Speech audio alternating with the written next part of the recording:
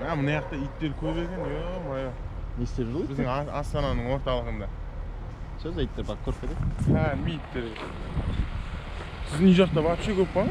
Қош? Мына жақта ма? Аха. Бағана мен тұрып 7 ит санадым. Мен қош? Мен енді естіп жатырмын ғой иттердің дауысын. Кәдімгі үріп жүр. Ауылда жүргенде. Кетеді. Ит іздеп кеткенсің. Что за иттер? Алишер бізде Казгюді заңгер мамандығына бітірген. Сондықтан адвокат, мынандай жоғарғы сот деген нәрселерге бір бүйір бұрып тұрады ғой. Так, міне Маржан өтеген пекарня, наубайхана. Алпамыс, кел.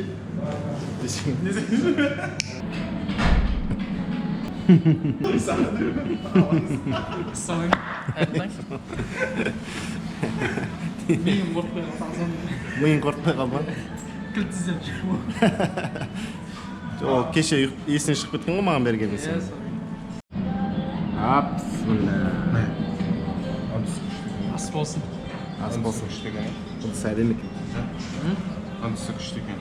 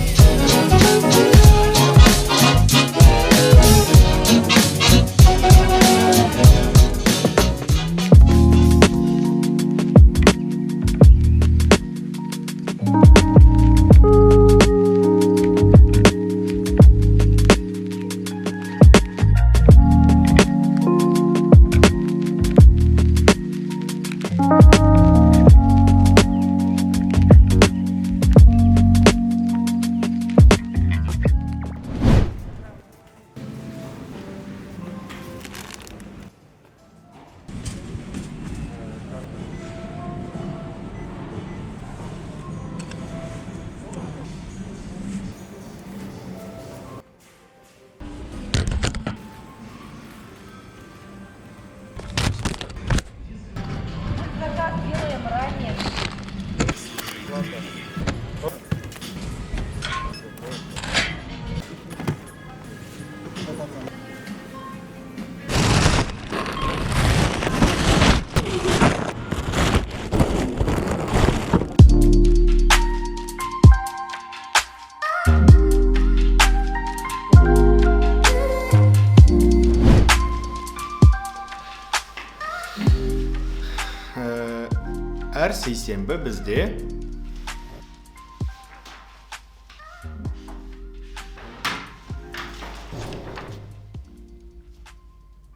Әр сейсенбі бізде техно сейсенбі. Техникаға байланысты әңгімені қозғап отырамыз. Мен өзім күнделікті қолданатын телефоным, бұны таныстырған болатын оламда, Redmi Note 9S. Бюджеттік телефон, бірақ флагмандық телефондарға ұқсағысы келетін телефон. Егер сіздер менің инстаграмға жазылған болсаңыздар, стористерім қаншалықты нашар сапада екен көріп жүрген шығарсыздар. Енді менің алдымда тұрған мақсат қазір басқа телефон алу емес. Негізгі мақсат материалды, яғни стористі немесе посттың сапасын жақсарту. Сол үшін бірінші ойға келетін, бәріміз пендеміз, iPhone деген телефон ойға келеді. Осы мәселені мен өзім үшін шешу үшін, осының алдында, жаңа жылдың ар жақ бер жағында, Ұлан Хамза деген досыммен кездескен болатынмын. Соның сұхбатын қазір бүгін сіздерге ұсынып көрейін. Соңында iPhone 12-ні алу тұрарлық па, тұрарлық емес па, соған жауап беретін боламыз. Ұланмен кездескен кезде мен негізгі 3 сұрақ қойдым. Бірінші сұрақ: неге iPhone 12, iPhone 12 Pro немесе iPhone 12 Pro Max емес? Сол сұрақтың жауабы былай болды. Ол жерде былай. Разница 2x камерада. Процессорлары понятно то, что ол жақта күштірек, біраз функциялары жоғарырақ, бірақ басты айырмашылығы 3 камера. Адамдар 3 камера не үшін алады? Помнишь, чисто. Мен солай ойлаймын. Мен де онша былай құрметтемеймін, 2 камера болғанын. Екі камера болса, бір ақшасы жетпей қалды ма деп ойлаймын, шын айтамын. 3 камера болса уже міне молодец. Ол жерде былай ғой. 3 камера болған жерде ол 2x камера. Адамдар қолданатын зум. Zoom 2x деген жақындатып түсіруге болады, бірақ ол функция негізі керек емес. Сол функция үшін ғана үстінен бір 160 мың, 200 мың қосып беру вообще не стоит. Себебі мен мысалы өзім видеоны монтаж жасайтын адам ретінде 0.5x пен 1x-ті ғана қолданамын, а 2x-ті мен жай монтаж жасайтын приложениеде істей саламын, вообще емес. Бұл жауаптан кейін iPhone 12 Pro'сы жоқ жігіттерді құрметтей беруге болады екен деп қалжыңдасаң десең. Екінші сұрағымыз, достар, iPhone-ның батарейкасы жақсарған ба? Қаншалықты шыдайды? Менің білуімше, менде ең соңғы рет iPhone 5s болған. Көшеге шықсаң, суық кезде отырып қала береді ғой. Беспредел ғой. Соның жауабы былай болды. Соңғы 12-ні алмай тұрып, 8-ді соңғы қолданып жүрген кезде күніне 3-4 рет. Полностью зарядтамайсың, бірақ по-любому 3-4 рет сен жүресің. Азынан кішкейін зарядкамен жүрген керек. Қазір 12-ні алған кезде, енді қазір бас қой, пока что 100% батареясы толып. И бұл кезде күніне бір рет. Яғни азында шығасың, кешке дейін шыдайды.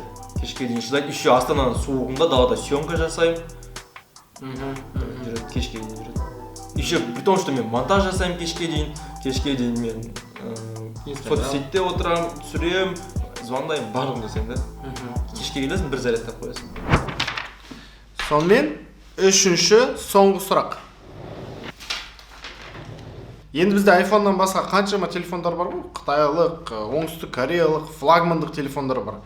Неге соларды алмасқа? Неге iOS, Android емес? Себебі, мен қазір курс өтіп жүрмін да. Бұған дейін де негізі байқайтынмын.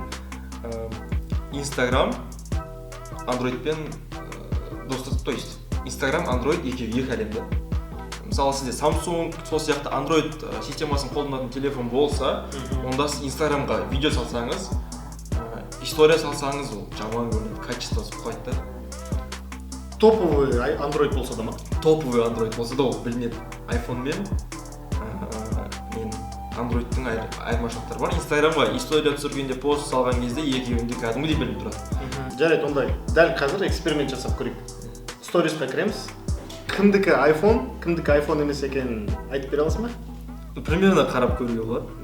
Давай, көрейік. Оны Әселя мен подругам. Бұзды iPhone. Енді видеосы кішкене құртылып тұр, бірақ бұл жерде яғни iPhone. Мысалы, iPhone. Байқалып тұр, иә. Качествосы. Качествосы әдемі, көзге жағымды. Мысалы бар ғой, иә. Мен точно Android екенін білем. Салтанат Турарова. Android. Подругам атында. Көрсетпейміз ба, жарайды. Осындай да. Неге тармай істеп тұр? Салта айып етпеші. Android. Салта. Ойлан. Салта iPhone алайын деп жүр ақша. Алайын деп жүр ма? Жақында алады. iPhone-да ол качествосы қайда жақсырақ. Бүгінгі сұхбат осындай болды. Техно сейсенбі iPhone 12-ге арналған болды. Мен өзім үшін әлі шыны керек шешкен жоқпын. 12 аламын ба, алмаймын ба. Тағы да бір-екі кішкене зерттеуден кейін шешім қабылдаймын. Енді бұл сіздерге ешқандай дәріптеу емес. Бұл жай ғана әріптер, ал мағына өз басыңызда. Келесі влогта кездескенше сау болыңыздар.